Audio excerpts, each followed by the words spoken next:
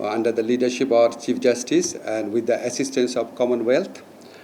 And we learned a lot of things about Truth and Reconciliation Commission and thought about how much we can replicate that experience in our country.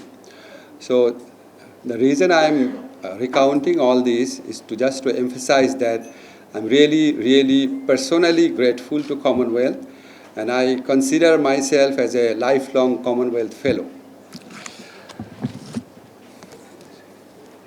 Honorable Assistant Secretary General from the Commonwealth Secretariat, distinguished delegates, dear young leaders, it's a great honor to address you at the conclusion of what clearly been a vibrant and forward-looking workshop with energy, ideas, and shared dreams.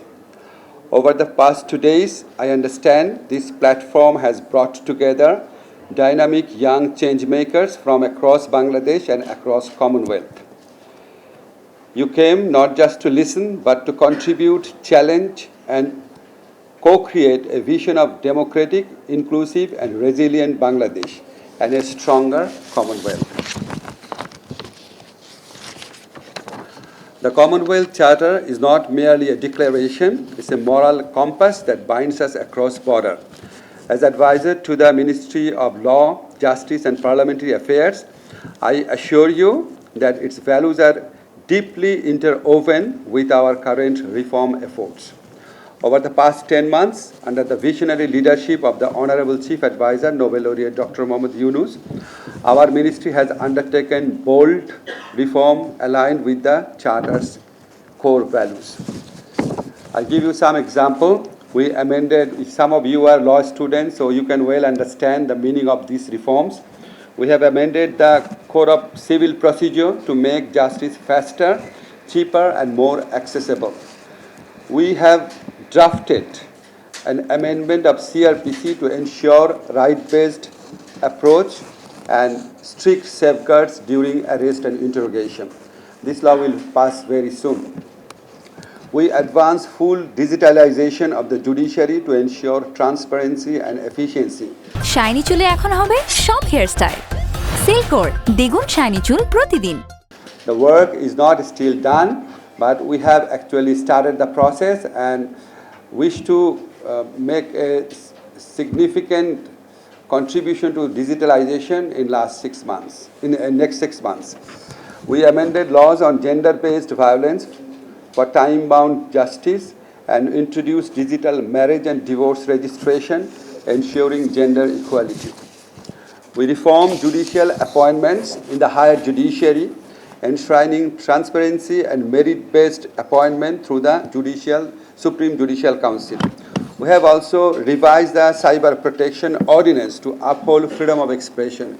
You know, one of the most hated and criticized legislation in Bangladesh was the Cyber Security Act. And we have made an amendment through a very intense consultative process, and we have made 23 drafts of those amendments during the process of finalizing it.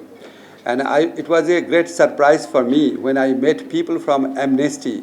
Even people from Amnesty, they said, sort of admitted that this law is not a very bad law. So when you hear from Amnesty people that it's not a very bad law, that means it's a good law.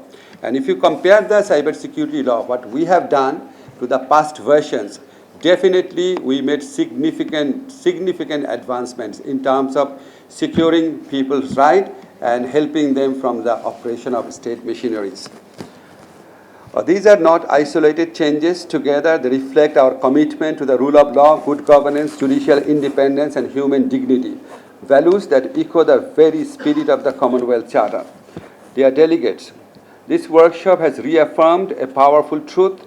The Commonwealth Charter will endure only if it lives within you. Youths are not just the leader of tomorrow, you are the change maker of today. And Bangladesh is the best place which has actually proved that thing in recent past. Consider the July-August uprising not merely a political event, but a moral awakening. It was youth who led that change, your courage, your unity, your moral clarity were a resounding testament to your commitment to democracy, justice, and accountability.